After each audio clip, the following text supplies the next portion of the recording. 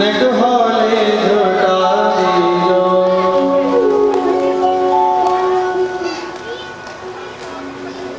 भगवान श्रीकृष्णের দিব্য জন্মোৎসব এখানে খুব ধুমধাম করে নন্দ বাবা আয়োজিত করেছেন। এদিকে মথুরায় কি হলো, সকাল হতেই যখনই সেই কন্যার ক্রন্দনের আওয়াজ শুনেছে, সেই দারোয়ানরা সব জাগ্রত হয়ে দৌড়ে ভোজরাজ কংসের কাছে গেছে।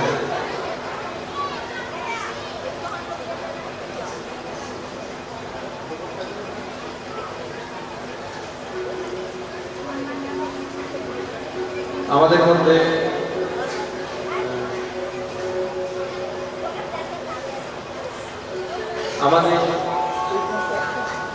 আমাদের এই অঞ্চলের এমএলএ বাবু, বিধায়ক বাবু শ্রীমান বিধান উপাধ্যায়জি উপস্থিত হয়েছেন ভাগবতের ব্যাসপীঠ থেকে।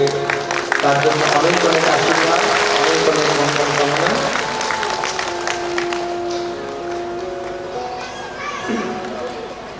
এখানে এক এক করে অনেক আমাদের অতিথিদের আসা হচ্ছে, আর মনে হয় কালকে আমাদের আরেকজন এখানকার বিধায়ক তাপস বাবু আসছেন। আজকে আমার কথা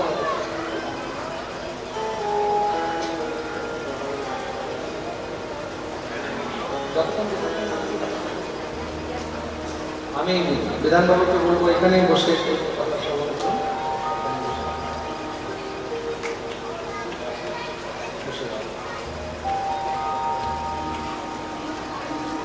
সকাল হতেই সমস্ত সব দারোগানরা যখন জানতে পেরেছে, দৌড়ে গিয়ে ভোজরাজ কংসকে সেখানে সূচনা দিলেন, খবর দিলেন, মহারাজ দেবকীর অষ্টম সন্তানের জন্ম হয়েছে। কি হলো কি হলো, মেয়ে হয়েছে।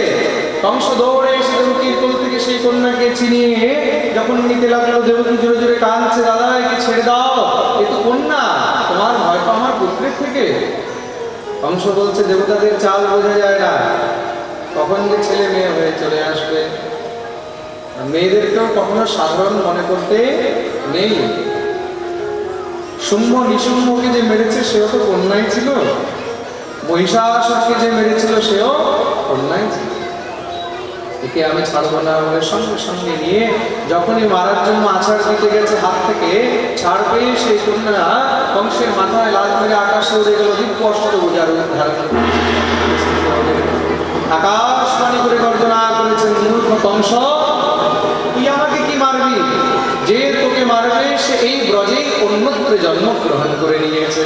বলে সেই দেখে অন্তর্ধ্যান হয়ে গেলেন। কংস দেবকী বসুদেবের কাছে হাত জোর করে ক্ষমা চাইছে, আমি অনেক বড় ভুল করেছি, যে তোমাদেরকে কষ্ট দিলাম। দেবতারা আমার সঙ্গে চাল খেলেছে, আমি বুঝতে পারিনি, আমার শত্রুকে অন্যত্র জন্মগ্রহণ করিয়ে দিয়েছে। দেবকী বসুদেবকে কারাগার থেকে মুক্ত করলেন। মুক্ত করে কংস সব অসুরদেরকে নিয়ে একটি সভা ডেকেছে যে আমার শত্রুকে কি করে মারা যাবে। কেউ বলছে আক্রমণ করে দাও প্রজামণ্ডলী, ছোট ছোট বাচ্চাদেরকে সব নিয়ে মেরে দেওয়া হোক। কেউ বললো না না মহারাজ, এটা উচিত হবে না, তাহলে কি হবে, প্রজার মধ্যে বিদ্রোহ হয়ে যাবে। প্রজার বিদ্রোহ হলে আপনার রাজ্য ছেড়ে প্রজা চলে যাবে, তাহলে আপনি কার উপরে রাজত্ব করবেন? রুলিং কার উপরে হয়? প্রজার উপরেই তো হয়। যদি জনতাই না থাকে তাহলে রাজা কি করবে? তার জন্য রাজার প্রমুখ কর্তব্য হলো কি, প্রজার সম্মান করা, প্রজার সেবা করা, প্রজার রক্ষা করা, যেন কোনো প্রকারের প্রজা আমার থেকে কষ্ট না পায়। তাদের মধ্যে একটি রাক্ষসী পুতনা, সে সামনে এসে দাঁড়িয়েছে, বলে চিন্তা করেন না মহারাজ, আমি মারবো। তুমি কি করে মারবে? আমি ব্রজের গ্রামে গ্রামে যাব, আর গ্রামে গ্রামে গিয়ে সেখানে ছোট ছোট বাচ্চাদেরকে নিজের দুগ্ধ পান করিয়ে মেরে ফেলবো। দুগ্ধ পান করে কি করে মারবে? নিজের দুগ্ধে কালকুট বিষ মাখিয়ে নিয়ে যাব, আর সেই কালকুট বিষ পান করতে সঙ্গে সঙ্গে সেই বাচ্চাদের মৃত্যু হয়ে যাবে। তোর মতন রাক্ষসীদেরকে দেখে ব্রজবাসীরা কি তোর কাছে নিজের বাচ্চা নিয়ে আসবে? মহারাজ চিন্তা করেন না, আমি মায়াবী বিদ্যা জানি। তাহলে কি করবি? দেখতে দেখতে পুতনা খুব সুন্দরী রূপ ধারণ করে নিল। দেখে কংস আশ্চর্য, এই কি, দেখে মনে হচ্ছে কোনো স্বর্গের অপ্সরা। কংস বুঝে গেছে নিশ্চয়ই এ আমার কাজ করতে পারবে। পুতনাকে পাঠালেন। कंसेन प्रहिता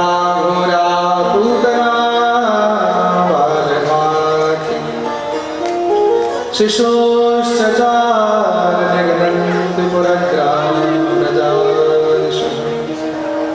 পুতনা আমাদের গ্রামে গ্রামে গিয়ে সেখানে ছোট ছোট বাচ্চাদেরকে মারা শুরু করেছে। এদিক দিয়ে নন্দ বাবা গেছেন কোথায়? গুজরাট কংসের কাছে কর দিতে। কর মানে ট্যাক্স। বিশাল বড় উৎসব করেছে, কোটি কোটি টাকা খরচ হয়েছে। তুমি কোটি কোটি টাকা খুব খরচ করো নিজের ছেলের বিয়েতে, ছেলের জন্মদিনে, মেয়ে বিয়েতে, কিন্তু সরকারকে তো হিসাব দিতে হবে।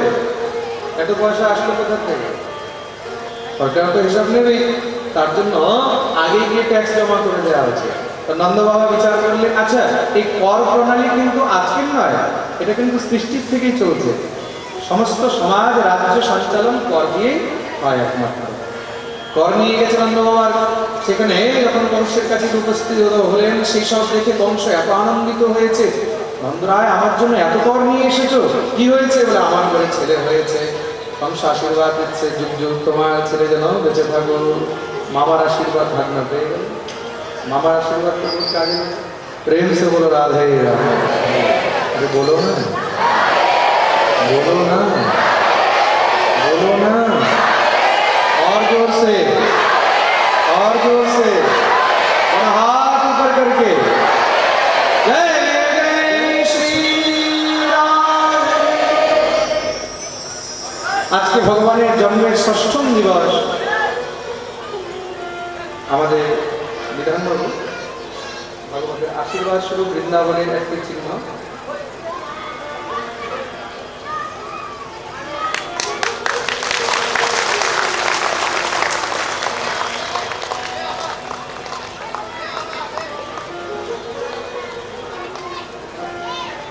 পুতনা এসে উপস্থিত হলো ঘুরতে ঘুরতে গোকুলে। গোকুলে গিয়ে উপস্থিত হয়েছে, সেখানে বিশাল আনন্দ দেখছে। জিজ্ঞাসা করলো কি কি হয়েছে? বলে নন্দের ঘরে ছেলে হয়েছে। ও এত আনন্দ! আজকে কৃষ্ণ জন্মের 6 দিন, 6 দিনের দিন ষষ্ঠী পুজো হয় তো বাচ্চা। পুতনা চলে গেছে নন্দমহলের ভিতরে। এত সুন্দর সেই পুতনাকে দেখতে সবাই দেখে আশ্চর্য। ষষ্ঠী পুজোর তৈয়ারি চলছে। কেউ আলপনা দিচ্ছে, কেউ সবজি বানিয়ে করছে, কেউ সেখানে গান গাইছে, কেউ সেখানে কিছু করছে, কেউ কিছু করছে। পুতনাকে দেখে সব একদম স্তব্ধ হয়ে দাঁড়িয়ে গেলেন। কে কোথা থেকে এসেছে? মা ভগবতী যশোদা নন্দলালকে পাল্লার মধ্যে ঝুলাচ্ছেন। পুতনা সোজা গিয়ে যশোদার কাছে দাঁড়িয়ে গেল। যশোদা দেখি আশ্চর্য, কে তুই বোন? বোন বলছিস আর আমাকে চিনিস না? তোর বোনই তো হই, আগে তো কখনো দেখিনি। দেখবি কি করে? আমি তোর গ্রাম পাড়ার বোন। 60 বছর আগে তোর বিয়ে হয়েছে, 20 বছর আগে আমার জন্ম হয়েছে, তাহলে আমাকে দেখবি কি করে? ও কথা তো ঠিকই। বল হঠাৎ করে কি করে এসেছিস? কি করে এসেছিস মানে? তোর ঘরে ছেলে হয়েছে শুনলাম, আর কি থাকতে পারি? তাই আমি দৌড়ে চলে আসলাম। এত দূর থেকে তুই আমার ছেলের জন্য এসেছিস? বিশ্রাম কর, চল চল মহলের মধ্যে। আমি এত দূর থেকে বিশ্রাম করতে এসেছি নাকি? না না, আগে তোর ছেলেকে একটু কোলে নিয়ে খেলা করবো। মা দশমতী এত ভোলি, সঙ্গে সঙ্গে নিয়ে কানাইকে কোলে দিয়ে দিল। কেন? এত দূর থেকে এসেছি, দেখো আমার কানাইকে কত ভালোবাসে। কোনো আরাম নেই, বিশ্রাম নেই, আগে আমার ছেলেকে নিয়ে খেলবে, কোলের মধ্যে তুলে দিয়েছে। তুই নে খেলা কর, আমি তোর জন্য কিছু অল্পাহার, কিছু স্বল্পাহার নিয়ে আসি। বাকি সব সখীরা থেকে আশ্চর্য, এ তো সম্বন্ধ বেরিয়ে গেছে, গ্রামের পাড়ার বোন সব নিজে নিজের কাজে লেগে গেছে। পুতনা সেখানে খুব সুন্দর সুযোগ দেখলো, কেউ নেই, তাড়াতাড়ি করে গোবিন্দকে নিজের ধূমপান শুরু করিয়ে দিয়েছে। যখনই স্তনপান শুরু করালো, ভগবান কি করেছেন? তৎক্ষণাৎ সেখানে পুতনার প্রাণকে পান করতে লেগেছে। যখন প্রাণ ছটফট ছটফট করছে, পুতনা জোরে জোরে চিল্লাচ্ছে, ছেড়ে দে, ছেড়ে দে, ছেড়ে দে। কিন্তু ভগবান কি আর ছাড়ে? পুতনা যখন দেখছে কোনো মতেও ছাড়ছে না, বিশাল রাক্ষসী রূপ ধারণ করে দৌড়াতে লাগলো। মৃত্যুর আগে যেন একবার এখান থেকে মথুরা চলে যেতে পারি, কিন্তু ভগবান দেখছে যদি চলে যায় তাহলে তো আমার লীলাই শেষ হয়ে যাবে। ভগবান কিন্তু আর ছাড়ছেন না। পুতনা দৌড়াচ্ছে, পিছন থেকে সব ব্রজবাসীরা দৌড়াচ্ছে, সব মহিলা দৌড়াচ্ছে। বলে ভগবান ছাড়ছেন না কেন? পুতনা এত চেষ্টা করছে, তাও ভগবান ছাড়ছেন না। বলে ভগবান সংসারকে এটি তো দেখাতে চায় যে এত সহজে আমি কাউকে ধরি না। আর একবার যদি ধরি তাহলে তাকে আর ছাড়ি না। দেখতেই দেখতে ভগবান তার দুগ্ধ পান করতে করতে প্রাণকে পান করে নিলেন, আর সেখানেই পুতনার শরীর নিষ্প্রাণ হয়ে পড়ে গেল। বিশাল আওয়াজ হয়েছে, সবাই শুনতে পেয়েছে, সব দৌড়ে আসছে, মা যশোমতী কাঁদছে, দৌড়ে গিয়ে দেখছে পুতনার বুকের উপরে সেই বালকৃষ্ণলাল খেলছেন। তাড়াতাড়ি তুলে নিয়ে এসে মা যশোমতীর কোলে দেওয়া হলো। এদিক দিয়ে নন্দরায় মথুরা থেকে ফিরে এসেছেন, যখন জানতে পেরেছে নন্দরায়, তাড়াতাড়ি করে সঙ্গে সঙ্গে পুতনার সেই দেহের সংস্কার করা হলো। পুতনার দেহের যখন সংস্কার করা হয়েছে, সেই তার দেহের থেকে চন্দনের সুগন্ধ বেরিয়েছে। শ্রী পরীক্ষিতজি মহারাজ প্রশ্ন করছেন, প্রভু এই রাক্ষসী তার দেহের থেকে চন্দনের সুগন্ধ? একটি সাধারণ মনুষ্যকে পোড়া দিলেও তো তার শরীর থেকে দুর্গন্ধ বেরোয়। সুখদেব প্রভু বলছেন, সাক্ষাৎ ভগবান যা স্পর্শ করেছে, যার উপরে কৃপা করেছে, তার দেহে কি কোনো দুর্গন্ধ থাকতে পারে? ভগবান যার দুগ্ধ পান করেছেন। আর জানো,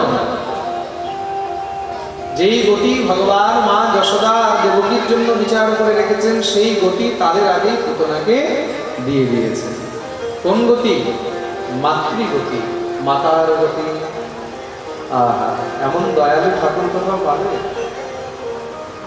কেউ আমাদেরকে মারতে এসেছে আর আমরা তাকে মায়ের জায়গায় বসিয়ে দিচ্ছি, এটা সম্ভব? এটা একমাত্র যদি কেউ করতে পারে, শুধু আমার গোবিন্দই করতে পারে। তার জন্যই তার নাম হলো করুণানিধান। মহর্ষি ভৃগু গিয়ে ভগবানের বুকে লাত মেরেছে, আর ভগবান কি করছেন? সঙ্গে সঙ্গে তার চরণ ধরে প্রণাম করছে, হে ঋষিবর, হে বিপ্রদেব, আপনার চরণে কোনো ব্যথা হয়নি তো? এই উদারতা যদি রয়েছে, একমাত্র আমার গোবিন্দের মধ্যেই রয়েছে। প্রেম সে বলো রাধে।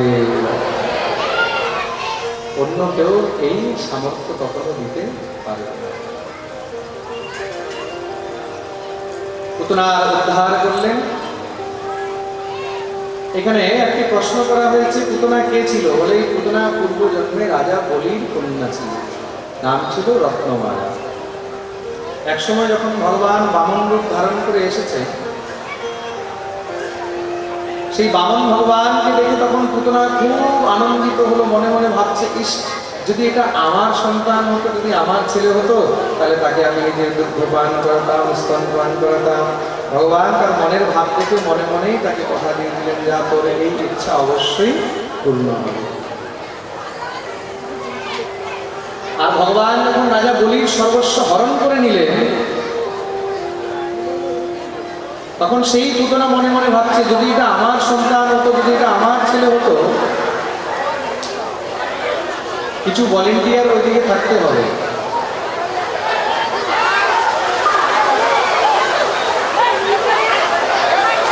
গরু যে কোনো জায়গা থেকে ঢুকে যাচ্ছে, কেউ খেয়াল করছে না।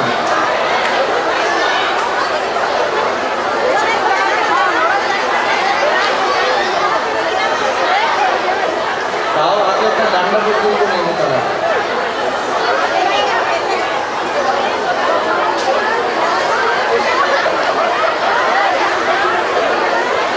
এগুলো ভলেন্টিয়ারদের খেয়াল রাখতে হবে।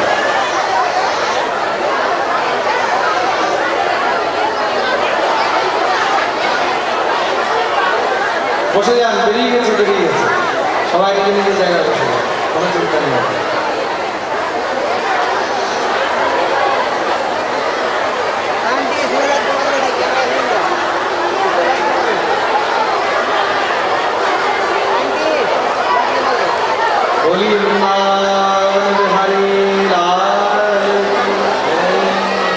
সবাই নিজে নিজের জায়গাতে বসে যান, যে যেখানে আছে।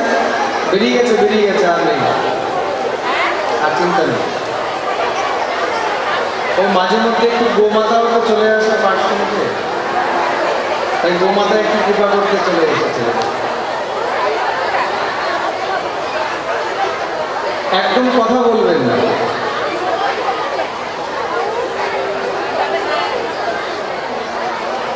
এই যে মাতাজি, আপনি দাঁড়িয়ে আছেন কেন? বসে যান নিজের জায়গাতে।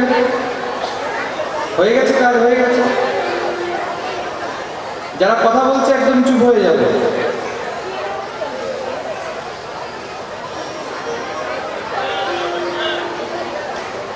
বলিয়ে গৌ মাতা বৌমাতা ঢুকেছিল, কোনো অসুবিধা ছিল না, কিন্তু সঙ্গে যে ষাঁড় বাবা ঢুকেছে ওটাই ডিস্টার্ব করেছে, সমস্যাটা ওইটাই শুরু করেছে। মায়েরা কখনো ডিস্টার্ব করে না, সে বলো বলো না, बोलो ना, और जोर से, और जोर से।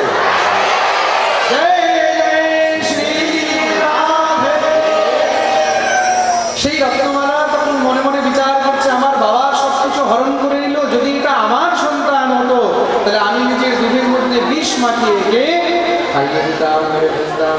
ভগবান বললেন, যা, তোর এই ইচ্ছাও অবশ্য পূর্ণ হবে।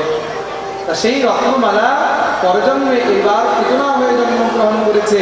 ভগবান তার দুটি ইচ্ছাই পূর্ণ করলেন, তার দুগ্ধ পান করলেন আর বিষ পান করলেন। বলি ভক্তবৎসল ভগবান।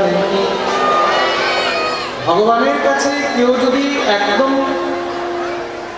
নিষ্কপট ভাবে, নিশ্চল ভাবে কোনো কামনা করে, যাচনা করে, ভগবান কিন্তু সেটা অবশ্যই পূর্ণ করেন।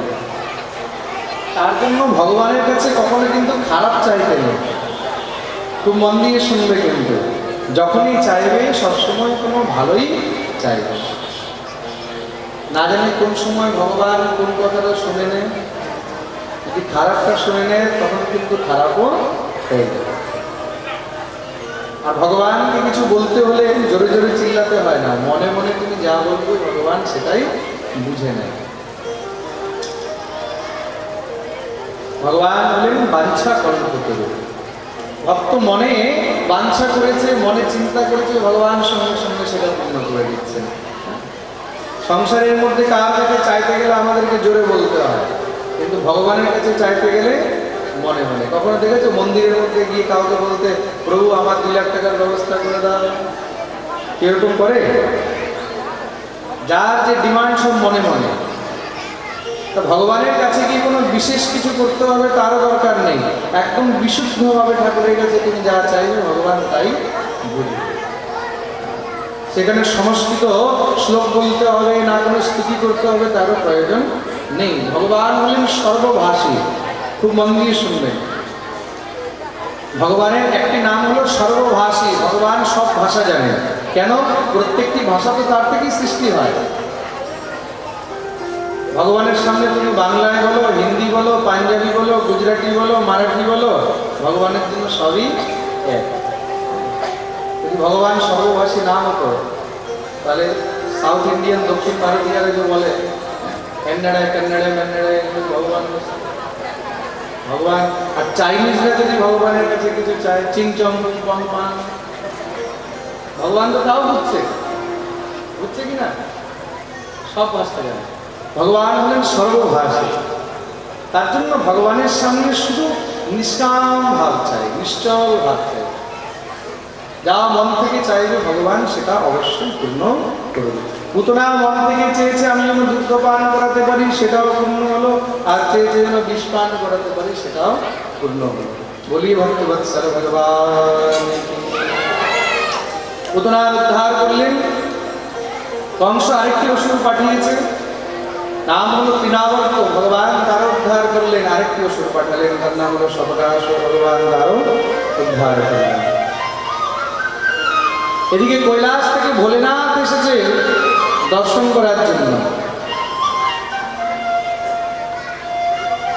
নন্দ বাবার দ্বারে এসে ভোলেনাথ দাঁড়িয়ে রয়েছে, জোরে জোরে ডমরু বাজানো শুরু করেছে। ভিতর থেকে দাসী দৌড়ে এসেছে, হ্যাঁ বাবা কা চাইয়ে? हमको तो यशोदा से मिलना है, नंदरानी से मिलना है। दौड़े गए माँ यशोमतीर काছে, हे नंदरानी एक डमरू वालो बाबा आयो है। सखी डमरू वाला बाबा आया है तो कुछ भिक्षा दे दे, भिक्षा दे देगी तो वो चला जाएगा। वो डमरू वाला बाबा तो आपसे मिलने की बात करे। डमरू वाला बाबा আপনার সঙ্গে দেখা করবে বলছে, বলে একটা কাজ কর, থাল ভরে কিছু নিয়ে চলে যায়, আপনি আপ কিছু খাবে চলে যাচ্ছে। থাল ভরে চাল ডাল সিধা নিয়ে গেছে, এই নে বাবা। বলে না ঘাসছে, বলে এইগুলোর কোনো প্রয়োজন নেই। সখী যাও তুমি কি নন্দরানীকে বলো আমি তার সঙ্গেই দেখা করবো। দৌড়ে গেছে, বলে নন্দরানী বাবাজি তো কিছু চায় না, বলছে তোমার সঙ্গে দেখা করবে বলে একটা কাজ কর, কিছু সোনার মোহর টোহর হীরামণি মুক্তা নিয়ে চলে যায়, দেখবি বাবাজি নিয়ে চলে যাবে। নিয়ে গেছে, বলে না হাসতে লাগলেন, গলার থেকে একটা মুন্ডমালা খুলে যা হীরা মণিমুক্তা এনেছিল দাসী তার থেকে 4 ডাবল বার করে দিয়ে দিয়েছে। দাসী তো দেখে ভয় পেয়ে গেছে, এ তো কোনো বহুত সিদ্ধ যোগী। দৌড়ে গেছে যশোমতীর কাছে, मैया मैया ये डमरू वालो बाबा तो कोई बहुत पहुंचा हुआ आदमी है।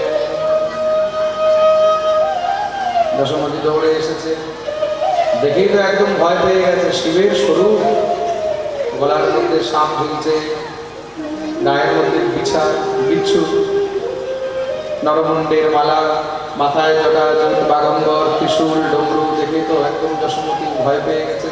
हाँ बाबा कहाँ चाहिए? बोले मैया मैं बहुत दूर से आया हूँ। क्यों? मैं तेरे लाला के दर्शन करने आया हूँ। মা যশোমতী দেখে এমন ভয় পেয়ে গেছে, আবার ছেলের দর্শন করাবে। এমনিতেই আগে একবার ভালো করে ছেঁকা খেয়েছে, তার হাতে ওই যে পুতনার কোলে দিয়েছে। কোন সময় কে কোন রূপ ধারণ করে আসবে, কি করবে, মা যশোমতী মানা করে দিলেন। বাবা लाला के दर्शन नहीं होंगे, जा तू चला जा।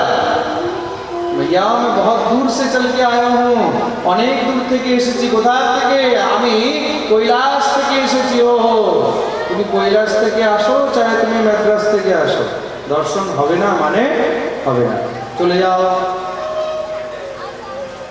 বলে না, বললেন ঠিক আছে, একদিন তো তোর ছেলে বড় হবে, আর যেদিন বড় হবে খেলতে খেলতে ঘর থেকে বেরিয়ে আসবে, আমি সেদিনই তার দর্শন করবো। আমি এখানেই বসে আছি। রাস্তার মধ্যে একদম সেখানে ভোলেনাথ বসে গেছে। মা যশোমতী ভাবছে কিছুক্ষণ পরে আপনি আর চলে যাবে।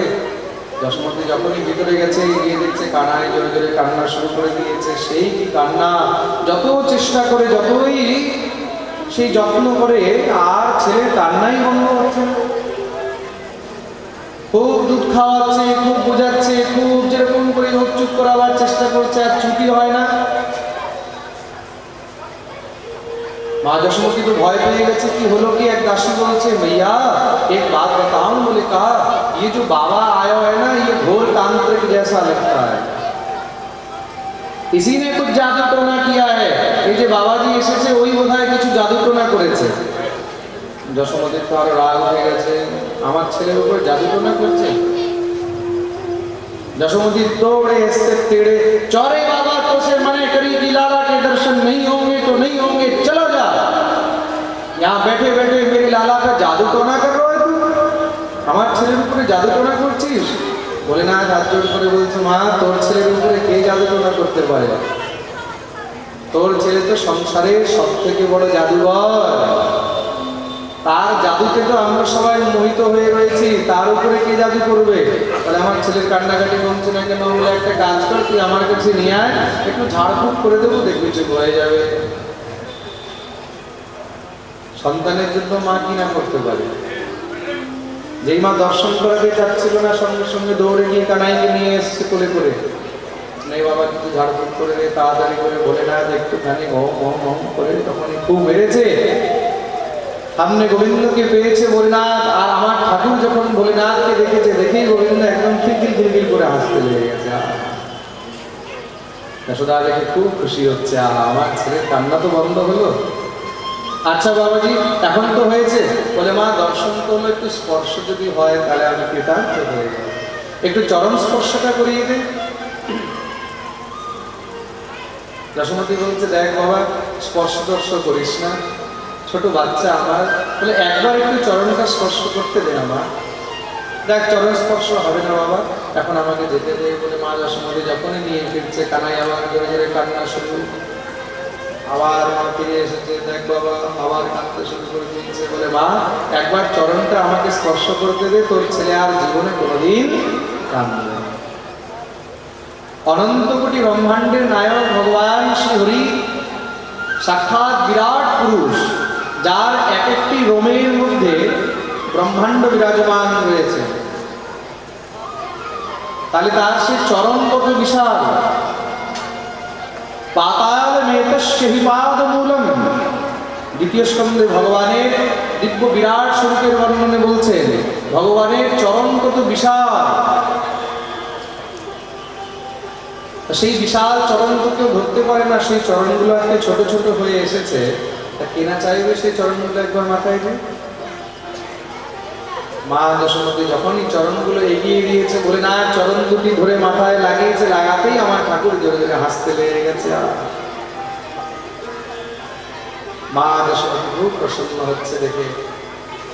যশোদা বলছে, বাবা মনে হয় আমার ছেলের মধ্যে আর তোর মধ্যে কোনো বিশেষ সম্বন্ধ রয়েছে, হয়তো আমার ছেলে তোর পাক্কা ভক্ত বা তুই আমার ছেলের পাক্কা ভক্ত। বলে না, বলছে তোমার ছেলে নয়, আমি তোমার ছেলের পাক্কা ভক্ত। তাহলে একটা কাজ কর বাবা, কি বলে, আর তুই বাইরে কোথাও যাস না, তোর জন্য আমি এখানেই খুব সুন্দর ঘর বানিয়ে দিচ্ছি, তুই এখানেই থাক, তুই থাকলে আর আমার চিন্তা হবে না। হরিনাথ বললো, তাই নাকি মা, আমার জন্য ঘর বানিয়ে দিবি? বানিয়ে দেব। খুব সুন্দর মন্দির বানিয়ে দিলেন, আর সেখানে ভোলেনাথ নিবাস করছেন। মা যশোদার নঙ্গের সব চিন্তা হরণ করলেন, তাই মহাদেবের নাম হলো চিন্তাহরণ। বলি চিন্তাহরণ মহাদেব কি। আর আজও গোকুলের মধ্যে মহাদেব চিন্তাহরণ রূপে বিরাজমান রয়েছে।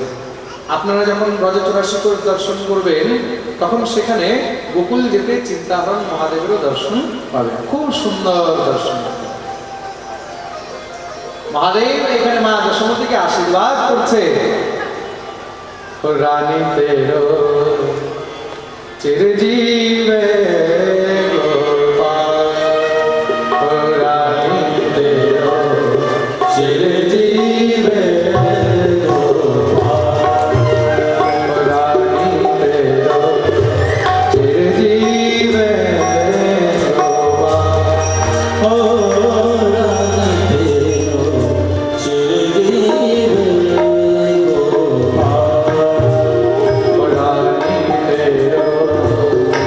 Jai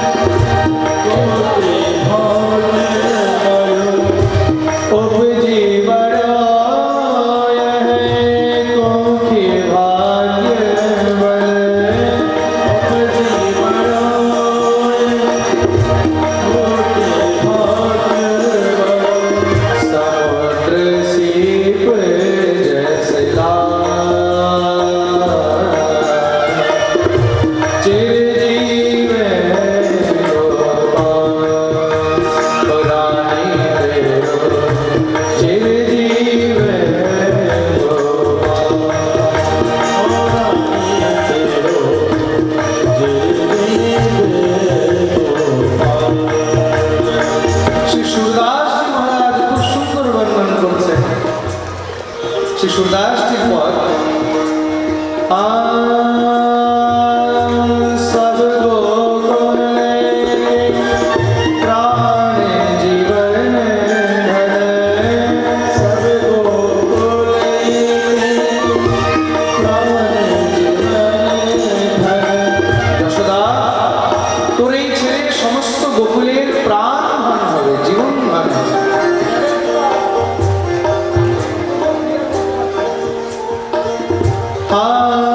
सब गोकुल प्राण जीवन धरे सब गोकुल प्राण जीवन धरे बैरी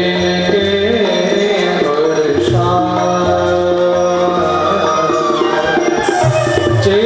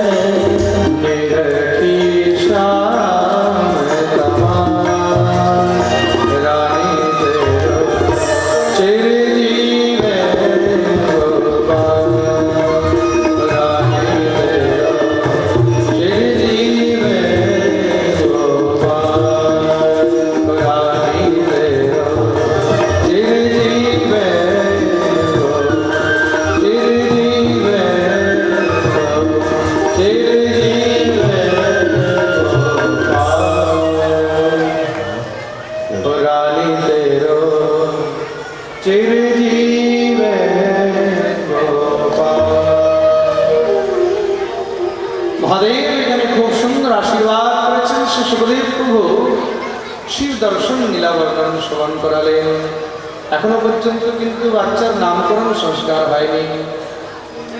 নন্দ বাবা গেছেন মথুরায়, বসুদেবের সঙ্গে দেখা হলো। বসুদেব জিজ্ঞাসা করলেন, নন্দরায় বাচ্চাগুলোর নাম কি রেখেছো? নামটা এখনো রাখাই হয়নি।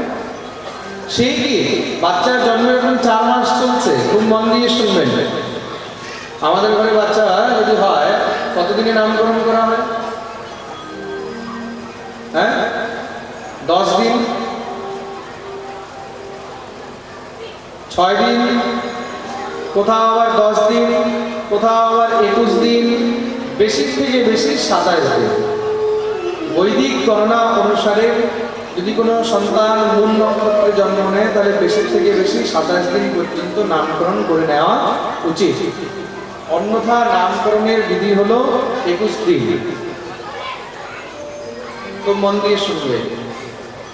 আর বাকি ষষ্ঠী পুজোর দিন, 6 দিনের দিন যার যেরকম মন হয় তারা সেইভাবে নাম রেখে নেয়।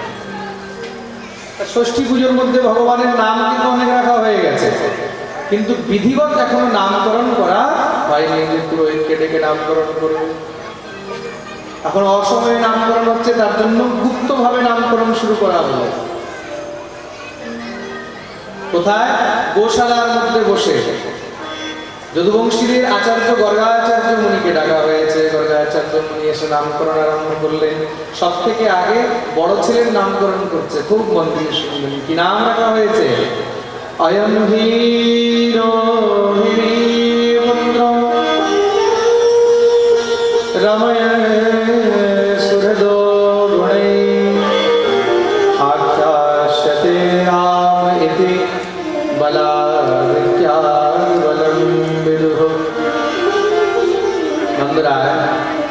তোমার বড় ছেলে রয়েছে রোহিণী নন্দন, এই রোহিণী নন্দন বহুত বলবান হবে, আর রামের মতন একদম ধীর হবে, গম্ভীর হবে, তার জন্য তার নাম বলরাম হবে। বলি বলরাম জি মহারাজ কি। আর এই ছোট জন, এই ছোট জন প্রত্যেক যুগে যুগে আলাদা আলাদা রূপে অবতীর্ণ হয়। आसन वर्णास्तयो रश्म गृह्णतो युगम तनुः शुक्लो रक्तस्तथा पीतो इदानीं कृष्णतां गतः। আলাদা আলাদা যুগে আলাদা আলাদা রূপ ধারণ করে জন্ম নেয়। কখনো সাদা হয়ে আসে, কখনো লাল হয়ে আসে, কখনো হলুদ হয়ে আসে, এবারে কালো হয়ে এসেছে, তার জন্য এর নাম হবে কৃষ্ণ। ইদানীং কৃষ্ণতাম গতঃ। বলিয়ে কৃষ্ণচন্দ্র ভগবান কি। তো ভগবান সাদা হয়ে কখন এসেছিলেন? ভগবানের সাদা রং কোনটা? এত পাঠ শোনো, বছরে 5টা-6টা পাঠ হয় এখানে সিঙ্গেল এরিয়াতে। ভগবানের সাদা রং কোনটা?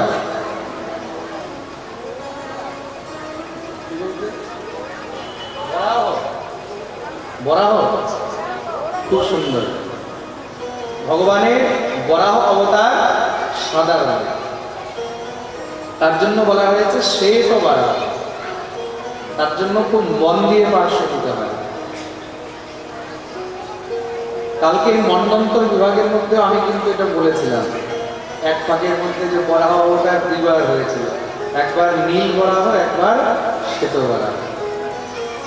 বলি বরাহ ভগবান। আর ভগবান বিষ্ণুর রং কিরকম? নীল। আর नीली तो कंफर्म, पक्का, लॉक कर दिया जाए? आपका जवाब बिल्कुल गलत। बोले महाराज टीवी सीरियले तो আমরা এই দেখেছি নীল। সব জিনিস তো সিরিয়াল দেখলে হবে না বাবা, সিরিয়ালের মধ্যে অনেক ভেজাল থাকে।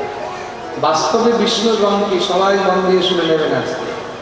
শুক্লাম্বরধরম বিষ্ণু शशिवर्णं चतुर्भुजं प्रसन्नवदनं ध्यायेत् सर्वविघ्नोपशान्तये। শুক্লাম্বরধরম বিষ্ণু, একদম শুক্ল অম্বর মানে সাদা মেঘের মতন, ধবধবে সাদা। ভগবান বিষ্ণুকে দেখতে কিরকম? ধবধবে সাদা। বিষ্ণুর রং কিন্তু কোথাও নীল নেই। খুব মন দিয়ে শুনবেন।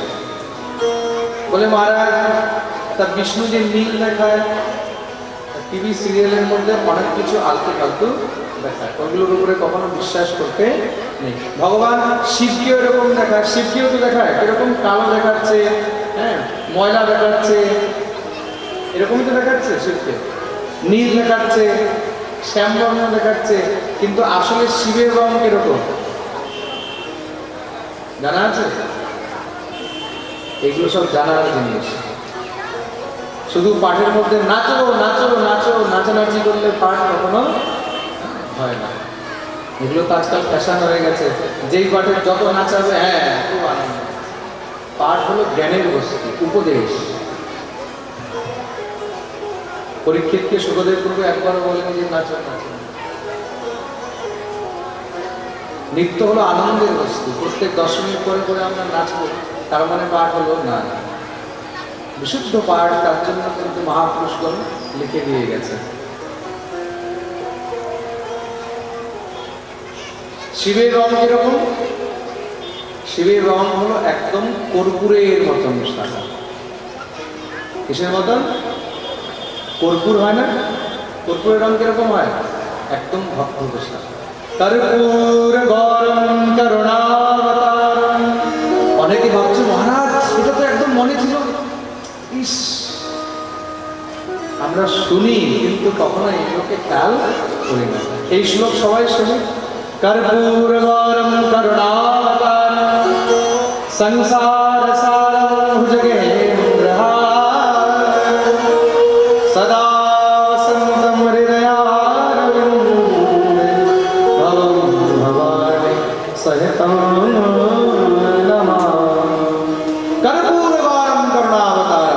শিবের রং কিরকম? একদম কর্পূরের মতন সাদা। বলি শিবশঙ্কর ভগবান কি। শিব এত সুন্দর যেটা কল্পনা করা যায় না। শিব পুরাণ যদি কখনো আপনারা শ্রবণ করেন, শিব পুরাণ পড়েন, সেখানে শিবের যে স্বরূপ বর্ণন করা হয়েছে, শিব এত সুন্দর যে সেই শিবের স্বরূপ দেখেই কিন্তু মা ভগবতী সতী একদম পাগল হয়ে গেছে। শিব এত সুন্দর, পরম সুন্দর কিন্তু শিব। আর শিবকে কিরকম মানুষ বানিয়ে রেখে প্রেম সে বলো রাধে রাধে, बोलो ना और जोर से, और जोर से, और जोर से। जय जय श्री राधे।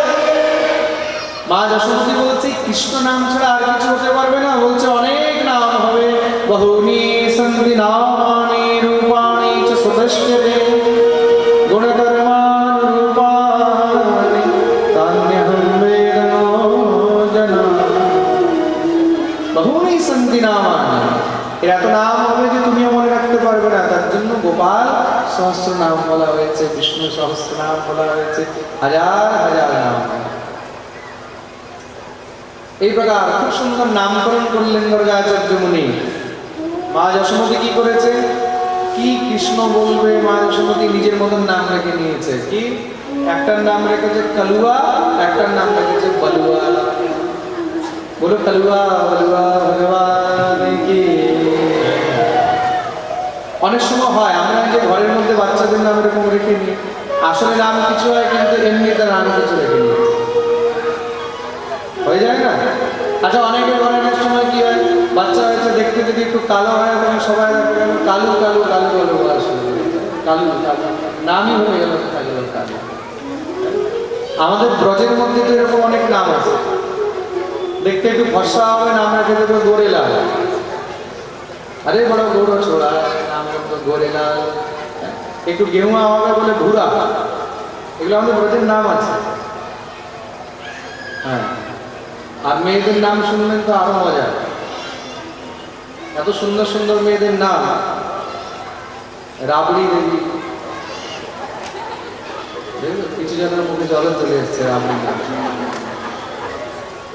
হ্যাঁ, নাম রয়েছে। রাবড়ি দেবী, জলেবি দেবী, ইমারতি দেবী। প্রেম সে বলো রাধে রাধে। একদম পুরো মিষ্টি মিষ্টি নাম। তো মা যশোমতী এরকম নাম রেখে দিয়েছে, কালুয়া বলুয়া। এইভাবে মা যশোমতীটা দেখতে দেখতে এবার কালুয়া বলুয়া কত বড় হচ্ছে। ভগবান এখন বছর 1.5 বছর হয়ে গেছে, তো চলতে শুরু করে দিয়েছে। হাঁটু গেড়ে গেড়ে চলে, চলতে চলতে ভগবান এখন কখনো কখনো দাঁড়িয়ে যায়। আর ভগবান যখনই দাঁড়িয়ে যায়, দাঁড়িয়ে চলতে চেষ্টা করে ধপ করে পড়ে যায়। ভগবানের মুখ থেকে আজকে বেরোলো মাইয়া। মা শব্দ শুনেই যশোমতী দৌড়ে এসে কোলে উঠিয়ে নিয়েছে। কি বললি, কি বললি কানাই? মাইয়া। সঙ্গে সঙ্গে সব ডাকাডাকি শুরু করে দিয়েছে। রে রোহিণী দিদি, হে নন্দরায়, আসো আসো, বলরাম আয় আয়, দেখ দেখ কি হয়েছে। বলে আজকে আমার কানাই আমাকে মা বলেছে। সন্তান যখন প্রথম মা বলে তখন মায়ের যে কত আনন্দ। আহা, যশোমতী দিব্য নৃত্য করছে। নন্দরায় যখন এসেছে, কি হলো কি হলো, আমাকে মা বলেছে। নন্দ বাবা কোলে উঠিয়ে বলছে, কানাই আমি কে, আমি কে? ঠাকুর যাবে বলছে বাবা। বাবা বলতেই নন্দরায় একদম লাফ দিয়ে উঠেছে। আর বলরাম এসে হাত ধরে বলছে, কানাই আমি কে, আমি কে? ঠাকুর বলছে দাদা, ভাইয়া। कहने लगे मोहन मैया मैया, कहने लगे मोहन मैया, कहने लगे मोहन मैया मैया, कहने लगे मोहन मैया मैया। पिता So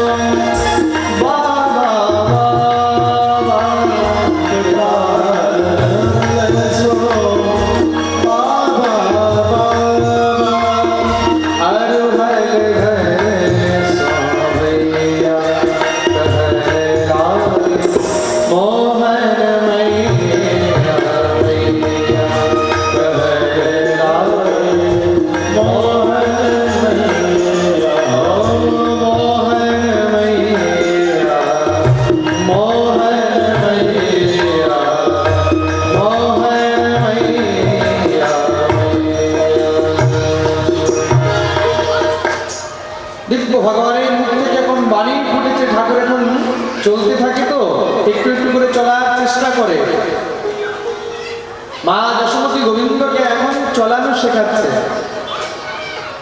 ঠাকুর এখন চলতে শুরু করে দিয়েছে, এদিক ওদিক যায়। তা মা যশোমতী কি করেছে, সঙ্গে সঙ্গে গোপালের পায়ের মধ্যে নুপুর বেঁধে দিয়েছে। কেন, যেখানেই যাবে সেখানে একটু সারা শব্দ শোনা যাবে, জানা যাবে ছেলে কোন দিকে গেল, নুপুরের ধ্বনিটা যারা শুনতে পায়। ঠাকুর ঠিক মতন যখন চলতে পারে না, মা যশোমতী নিজের পায়ের উপরে গোপালকে দাঁড় করিয়ে নেয়, দুটি পায়ের উপরে দাঁড় করে এবার আস্তে আস্তে চলা শেখাচ্ছে। আর নুপুরগুলো রুন করে বাজছে।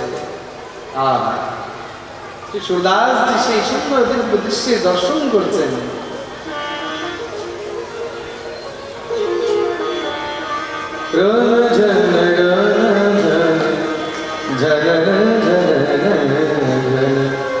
बाजते हैं पैदलिया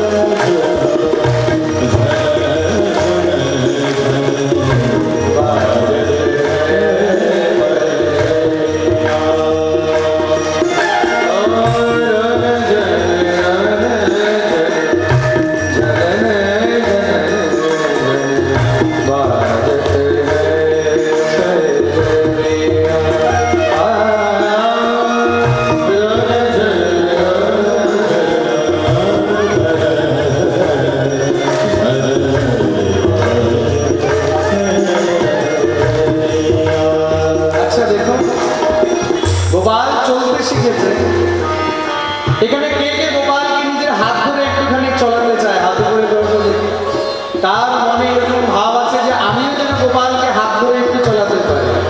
তারা হাত করে করবে, সত্যি তো? তাহলে মনে মনে এই ভাব রাখবে যে মা যশোমতী গোপালের হাত ধরে চলা শেখাচ্ছে, তা আমরাও যেন এইভাবে গোপালের হাত ধরে চলাতে পারি।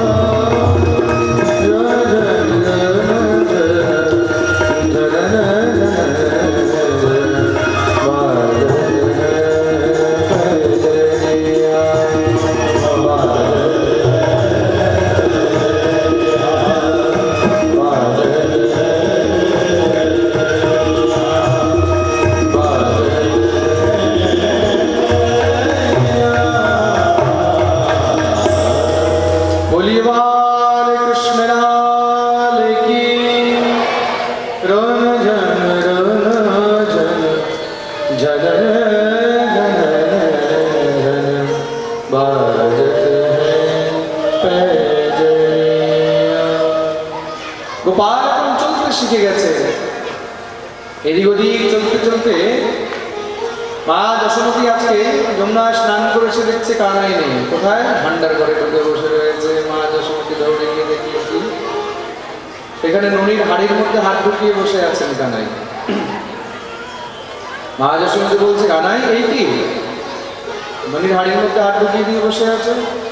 ঠাকুর বলছে, মা তুই যে আমার হাতের মধ্যে হীরা মণিমুক্তার এই বালাগুলো পরিয়ে দিস, কঙ্গনগুলো পরিয়ে দিস, তাতে আমার হাত খুব গরম হয়ে যায়, তাই ননির হাড়ির মধ্যে হাত ঢুকিয়ে হাতগুলোকে ঠান্ডা করছিলাম।